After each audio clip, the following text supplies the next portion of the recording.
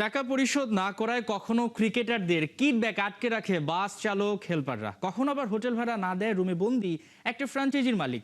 এদিকে সময় মতো পারিশ্রমিক না মেলায় ম্যাচ বয়কট ক্রিকেটারদের। ওদিকে টুর্নামেন্ট শুরুর কয়েকদিন আগেই মালিক জানিয়ে দিলেন টাকার অভাবে নিজেদের সরিয়ে নিচ্ছেন টুর্নামেন্ট থেকে। কে টুর্নামেন্টের নামটা নতুন করে বলার প্রয়োজন আছে? একদমই না।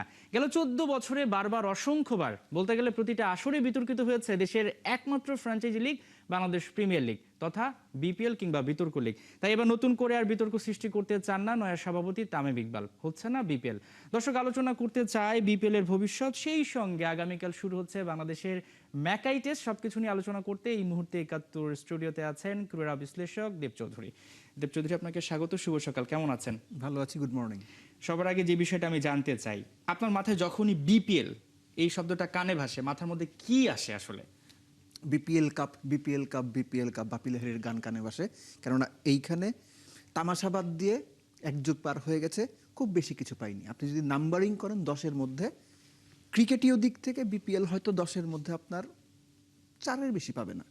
কিন্তু তামাশা, বিতর্ক, কেলেঙ্কারি, নানান রকম হাবিজাবি, 10-এর মধ্যে 8 পাবে বিপিএল। এটা তামিম ইকবালের বিপিএল, ফারুক আহমেদের বিপিএল, আলমিনুল ইসলাম বুলবুলের বিপিএল বা পাপনের বিপিএল এরকম না। সব কিছু মিলেই, আমি ইন্ডিভিজুয়ালি কালেকটিভলি কারো দোষ দিচ্ছি না, সিস্টেমটাই স্ট্রাকচার্ড না। পুরো বিপিএল এর যে কাঠামোগত পরিবর্তনগুলো দরকার ছিল বিভিন্ন জায়গায়, কোনো বোর্ডই সেটা দায়িত্ব নিয়ে করতে চায় না। এটা বিভিন্ন রকম স্বার্থ আছে।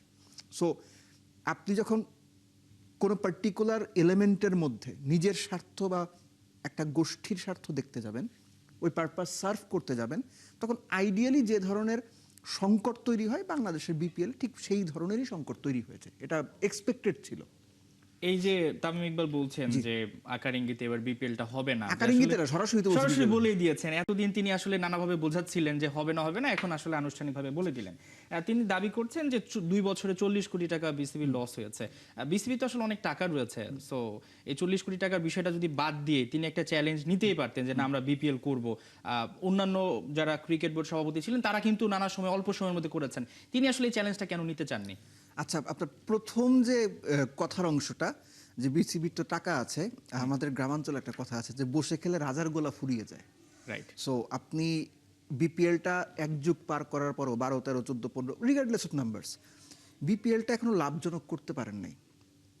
তাহলে বছরের পর বছর আপনি এত কোটি টাকা লস দিয়ে কেন বিপিএলটা চালাবেন? তো এটা নিয়ে আসলে আলোচনা হচ্ছে যে 40 কোটি টাকা কিনা। আমি যতটুকু দেখলাম যে আমাদের শ্রদ্ধা আসিফ ভাই, আসিফ আকবর গায়ক, হ্যাঁ জি, আসিফ ভাই একটা স্ট্যাটাস দিয়েছেন যে এটা এরকম না, ব্যাপারটাকে তিনি সঠিক না বলেছেন, সহজ করে বলে মিথ্যা বলেছেন এবং সেটার একটা তদন্ত দাবি করেছেন, গণশুনানি, সামথিং লাইক দ্যাট, এরকম কিছু বলেছেন। সো আমি একটা জিনিস একদম স্পেসিফিক, আমি এই কারণে বের করে রেখেছি আসলে কিছু হিসেব নিকেশ, যেহেতু গোপন নথি, আমি এটা অফিসিয়ালি দেখাতে পারছি। আমি নাম্বারটা বলে দিচ্ছি আপনাকে। লাস্ট ইয়ার বিপিএল এ আপনার বিসিবির যে লস, নাম্বারটা খেয়াল করেন, 19,90,32,546 টাকা গত বিপিএল, আমিনুল ইসলাম বুলবুলের সময় বিপিএল এ। জি। তার আগের বিপিএল এ, ফারুক আহমেদের বিপিএল এ লস ছিল 14,06,51,173 টাকা। ওকে। তার আগের বিপিএল এ 6,55,20,350 টাকা। তার আগের বিপিএল এ লাভ ছিল 12,39,384 টাকা। আমি জাস্ট নাম্বারগুলো এই জন্য বললাম যে এই যে তামিম ইকবাল 40 কোটি টাকার কথা বলছেন, 40 কোটি টাকা খরচ করে কেন আমার লস করে বিপিএলটা করতে হবে? I agreed.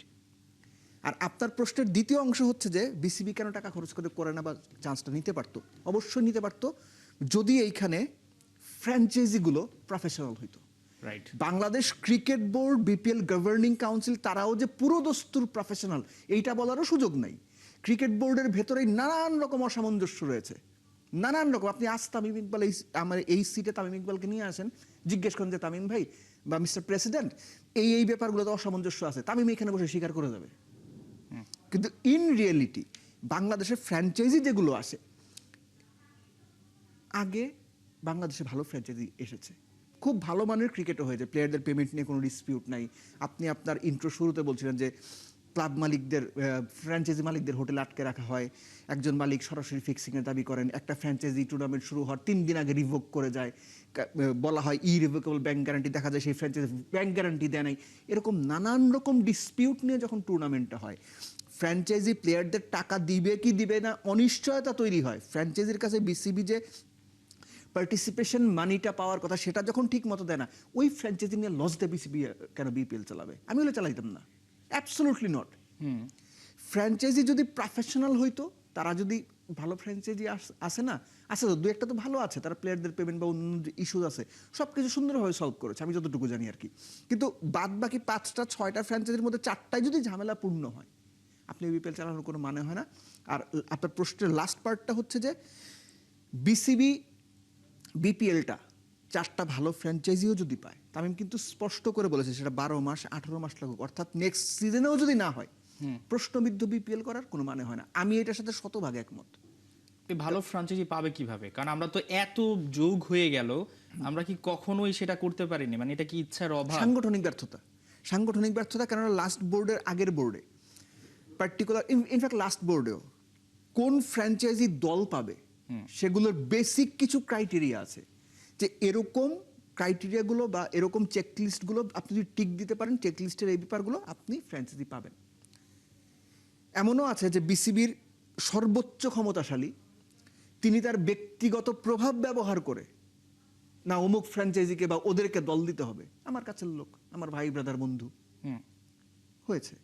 সো আপনি যখন শুরুতে যেটা বলছিলাম যে আপনার নিজের পারপাস সার্ভ করতে যাবেন, কে ফ্র্যাঞ্চাইজি পাচ্ছে, কোনটায় ক্রিকেটের ভালো, কোন ফ্র্যাঞ্চাইজিটা ভালো ক্রিকেটের জন্য, কারা ক্রিকেটের জন্য খরচ করতে চায়, তাদের বাদ দিয়ে বা তাদের সংখ্যা সীমিত করে আপনি যখন আপনার ব্যক্তিগত স্বার্থ হাসিলের জন্য বিভিন্ন ফ্র্যাঞ্চাইজিকে দেবেন, তখন যে অবস্থা হওয়ার কথা বিপিএলের ফ্র্যাঞ্চাইজিগুলোর ক্ষেত্রে এক্স্যাক্টলি এই অবস্থা হয়েছে। আর বাংলাদেশ ক্রিকেটের ক্ষেত্রে ইনভেস্ট করার মতো ভালো ফ্র্যাঞ্চাইজির অভাব নেই সেটা আমি বলবো না, সংখ্যায় কম হলেও অবশ্যই আছে।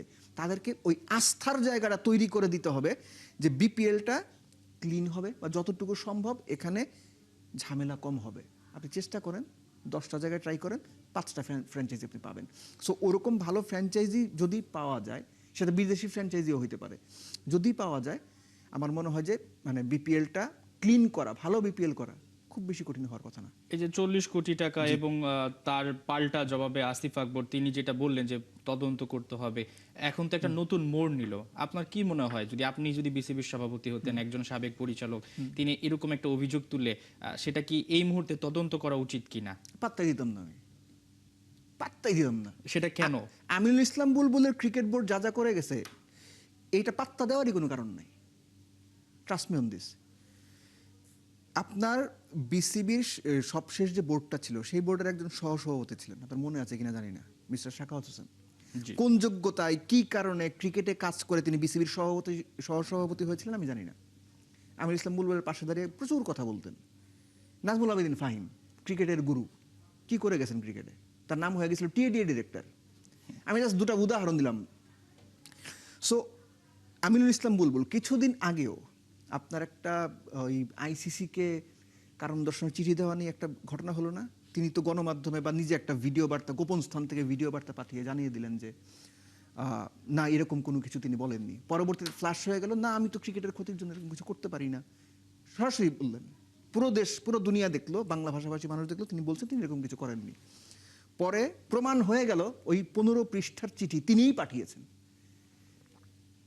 যে নাজমুল ইসলাম তার পক্ষে কথা বলে, সেই নাজমুল ইসলাম গণমাধ্যমে আদনান রহমান দীপন বিসিবি আমিনুল ইসলাম বুলবুলের বোর্ডের পরিচালক সরাসরি বলেছেন যে বুলবুল তাদের সঙ্গে আলোচনা করেছেন এরকম চিঠি দেবেন, এবং চিঠিতে কিছু ক্লজ ছিল যেগুলো বুলবুল তাদের না জানিয়ে আইসিসিতে পাঠিয়েছেন বাংলাদেশ ক্রিকেটের ক্ষতি করার জন্য। এইরকম একজন মিথ্যাবাদী মানুষ, আপাদমস্তক মিথ্যুক, তিনি বা তার বোর্ডের লোকজনের কথাতে আমলে কেন নেবেন? তারা যদি ভালো কাজ করে যাইতো, তারা যদি মিথ্যার বেশাতি না সাজাইতো, আপনি তাদের বিশ্বাস করতে পারতেন, তাদের কথা বলতে পারতেন। সো এখনকার বাস্তবতায়, বাংলাদেশের বাস্তবতায় আপনি যা খুশি বলেন। এখন আপনি কি কাজ করতেছেন? 71 টিভিতে আপনার আগে যে হট সিটে ছিল, সে কিভাবে প্রেজেন্ট করতো ইরিলেভেন্ট, আপনি কিভাবে প্রেজেন্ট করছেন দ্যাট ইজ রিলেভেন্ট।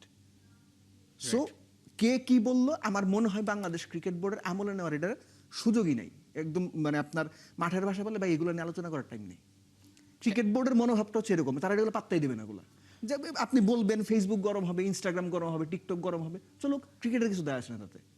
এই 40 কোটি টাকা আসলে বড় একটা অঙ্ক বাংলাদেশের ক্রিকেটের জন্য, কারণ আমরা নানা সময় দেখেছি যদি অন্যান্য স্পোর্টসের কথা বলি তাহলে তারা স্পন্সরই খুঁজে পায় না, তো সেখানে এত বড় একটা ক্ষতি। জি। তামিম ইকবালের তো একটা ডাবল চ্যালেঞ্জ হয়ে গেল, এই টাকাটাও যে কোনো ভাবে ওঠানো এবং বিপিএল না করলে সেই জায়গাটা ভিন্ন একটা টুর্নামেন্ট তিনি নিয়ে আসার হতে পারে। কথা বলছেন। সেই জায়গাটা আসলে কি হতে যাচ্ছে, মানে ক্রিকেটাররা আবার কখনো দাবি তুলবে কিনা যে আমাদের সবচেয়ে বড় আয়ের উৎসটা বন্ধ হয়ে গেল এই বছর? কারণ অনেক ক্রিকেটার তো ন্যাশনাল টিমে খেলেন না, হয়তো বা বিপিএল এর জন্য অপেক্ষা করেন, এবং বিদেশিদেরও একটা ব্যাপার থাকে। সবকিছু মিলে আসলে কি করা উচিত এখন? প্রথম কথা হচ্ছে, এই যে বলা হয় যে বিপিএল ক্রিকেটারদের আয়ের সবচেয়ে বড় উৎস, এ কথাটা আমি মানি না। বাংলাদেশের ক্রিকেটারদের ডোমেস্টিকের সবচেয়ে বড় আয়ের উৎস হচ্ছে Dhaka premier division cricket league.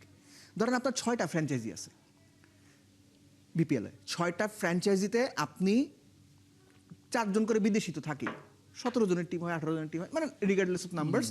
আপনি ধরে নেন প্রত্যেক টিমে 15 জন করে দেশি প্লেয়ার। 6টা ফ্র্যাঞ্চাইজিতে কতজন প্লেয়ার খেলে দেশি? 90 জন।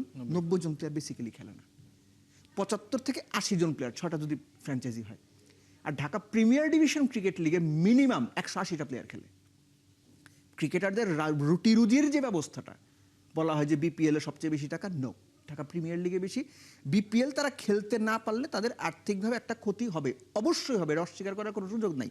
তামিম ইকবাল নিজেও সাবেক বোর্ড সভাপতি ফারুক আহমেদের কাছে গিয়ে বিপিএল আয়োজনের কথা বলেছিলেন, ফারুক আহমেদ আয়োজন করেছিলেন এবং সেটা প্রশ্নবিদ্ধ বিপিএল হল, বিপিএলটা হয়েছে প্লেয়াররা টাকা পেয়েছে। এখন শুধুমাত্র প্লেয়ারদের আর্থিক ক্ষতি হবে এইটা আপনার কাছে বড়, নাকি বিপিএলটা আয়োজন করে ফ্র্যাঞ্চাইজি প্লেয়ারদের টাকা দিচ্ছে না, ফ্র্যাঞ্চাইজি মালিককে আটকে রাখা হচ্ছে, ফ্র্যাঞ্চাইজি বিসিবির পার্টিসিপেশন ফি দিচ্ছে না, ফ্র্যাঞ্চাইজি একটা ফিক্সিং তামাশা করছে, লিগ শুরু হয়ে যায়। নানান রকম কেলেঙ্কারি আপনার হবে। এইটা গ্লোবালি বাংলাদেশের ক্রিকেটকে কোন ইম্প্যাক্টে ফেলবে? আপনি একটা বছর ছাড় দেন, একটা বছর দেখেন কি হয়। এটার একটা মিনিমাম সমাধান হইতে পারে যে বিসিবি নিজেদের উদ্যোগে একটা টুর্নামেন্ট করবে, সেই টুর্নামেন্টে যে কোনো ফর্মে হইতে পারে, যে কোনো ফর্মেই হইতে পারে। মানে দলগুলো কি বিসিবিটি থাকবে নাকি এটা কোনো? আপনার বিসিবি নিজেদের কাছে দল রাখতে পারে টেস্ট বেসিসে, 4টা 5টা দল তৈরি করে 5টা স্পন্সরের কাছে বিক্রি করলো যারা বাংলাদেশ ক্রিকেটের সঙ্গে নিয়মিত আছেন, যে এই একটা বছর আপনারা একদম মোটামুটি একটা মূল্যে বা কম টাকা একটা স্পন্সরশিপটা কেনেন, দেখেন কিভাবে টুর্নামেন্টটা চলে লোকাল প্লেয়ারদের দিয়ে। সো এরকম কিছু করতে পারে। আবার ধরেন যদি এনসিএল এর আদলে একটা টুর্নামেন্টও করতে পারে। টুর্নামেন্ট করাটা খুব বেশি বড় ইস্যু হবার কথা না, কারণ বিসিবির লজিস্টিক্স, প্লেয়ার্স, অন্যান্য সাপোর্ট সব কিছুই রেডি আছে। সো স্পন্সর পেয়ে যদি তারা করতে পারে সেটা বিসিবির জন্য একটা পজিটিভ সাইন হবে, এবং একই সঙ্গে যারা স্পন্সর থাকবেন যদি বিসিবি এরকম কিছু আয়োজন করে ডিউরিং বিপিএল বা ওই টাইমটাতে, তাহলে আমার মনে হয় যে অন্যান্য স্পন্সররাও যারা এই ধরেন 5টা ফ্র্যাঞ্চাইজির কথা আমি বললাম তর্কের খাতিরে, এই 5টা ফ্র্যাঞ্চাইজিতে 5টা গ্রুপ যদি অ্যাড হয় বাইরের, হয়তো এটা আরো 10টা গ্রুপকে আগ্রহী করবে যদি তারা দেখে যে না বিপিএলটা সুন্দর হচ্ছে। So there are so many issues, এবং একই সঙ্গে হচ্ছে যে এই কাজটা করার জন্য বিসিবির সময়ও আছে, বিসিবির অপরচুনিটি আছে। বিসিবি কতটুকু প্রফেশনালি করতে হবে আমি জানি না, আপনার সময় কতটুকু, আমি জাস্ট ছোটো করে অ্যাড করে দিই। বিপিএলে এর আগে যখন বিসিবির আপনার সদস্য সচিব ছিলেন গভর্নিং কাউন্সিলর ইসমাইল হায়দার মল্লিক, উনি একটা কথা বলতেন যে ক্রিকেটকে ভালোবেসে বিপিএল আসতে হবে। সর্বৈব একটা বাজে কথা। আপনি প্রত্যেক বছর একটা বিপিএল ফ্র্যাঞ্চাইজি চালাতে গিয়ে ঠিকঠাক মতো যদি চালান, আপনার 10 থেকে 12 কোটি টাকা খরচ হয়। 5 বছরে যদি আপনি 50 থেকে 60 কোটি টাকা খরচ করেন, শুধু ভালোবেসে কেউ 50 কোটি 60 কোটি টাকা খরচ করে। এবং যারা আসেন সেটা যদি হইতো তাহলে বিপিএল এর আয়োজন করে 3 বছরে 40 কোটি টাকা লস নিয়ে বিসিবি প্রশ্ন তুলতো না। বিসিবি প্রশ্ন তুলতেছে মানে কি? এই টাকার লসটা গায়ে লাগে। সো আপনার ফ্র্যাঞ্চাইজির জন্য একটা উইন উইন সিচুয়েশন হয়, ফ্র্যাঞ্চাইজির জন্য একটা বিজনেস মডিউল থাকে, তারা 12 কোটি টাকা খরচ করে যেন অ্যাটলিস্ট 5 কোটি টাকা উঠাইতে পারে মার্কেট থেকে, সেটা টিভি রাইটস, টিকিট রাইটস, অন্যান্য কিছু আমি জানি না কি কি। এরকম বিজনেস মডেলটা যদি না থাকে বিপিএল কোনো দিন দাঁড়াবে না।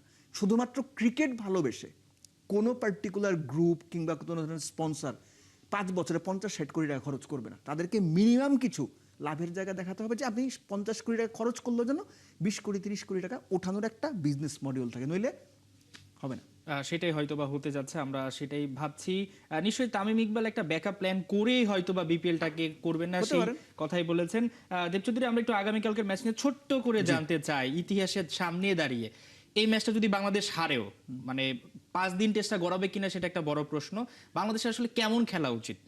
ফিয়ারলেস খেলা উচিত, এবং বাংলাদেশের ওই যে বলে না যে without the fear of failure, হেরে গেলে কি হবে, পরপর 2 ইনিংসে 100-200 রান অল আউট হলে কি হবে, 3 দিনে খেলা শেষ হলে কি হবে, এগুলো মাথায় নেওয়ার দরকার নেই।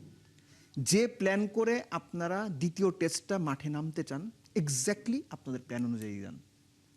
আপনারা ডিসাইড করেন আপনারা কি ক্রিকেটটা খেলতে চান এবং অস্ট্রেলিয়ার সঙ্গে লড়াই করার মানসিকতা নিয়ে নেবেন। কারণ বাংলাদেশ এরই মধ্যে আপনার কথা অনুযায়ী যা করেছে, বাংলাদেশ যদি এই টেস্টটা খুব বাজেভাবে হারেও তাতেও কিছু যায় আসে না, আফসোস থাকবে না। কোনো আফসোস থাকবে না, because they have done well. কিন্তু ওই যে একটা ব্যাপার থাকে যে আপনি অনেক ভালো পারফরমেন্সের পর অনেক খারাপ পারফরমেন্স করেন, তখন হয়তো একটা কথা বলার সুযোগ তৈরি হবে যে এই তো বাংলাদেশ একটা ফ্লুক ছিল, এইটা যেন কেউ বলতে না পারে। সবচেয়ে ভালো হয় বাংলাদেশ যদি এই টেস্টটাও তুমুল একটা প্রতিদ্বন্দ্বিতা করতে পারে, রাইট। মানে এর চেয়ে আমি জয় হার ড্র এদিকে যাচ্ছি না, তুমুল একটা প্রতিদ্বন্দ্বিতা করতে পারলে বা অস্ট্রেলিয়াকে যে কোনো মুহূর্তে যে কোনো সেশনে প্রচন্ড রকম চাপে 5টা সেশন যদি বাংলাদেশ রাখতে পারে, আমার মনে হয় সেটাই বাংলাদেশের জন্য প্রাপ্তি। সেটাই আসলে আমরা প্রত্যাশা করছি। বাংলাদেশ দারুণ একটা টেস্ট খেলবে। আপনাকে অসংখ্য Hopefully. ধন্যবাদ দীপ চৌধুরী আমাদেরকে সময় দেওয়ার জন্য। আমাদের সঙ্গে আলোচনায় ছিলেন ক্রীড়া বিশ্লেষক দেব চৌধুরী।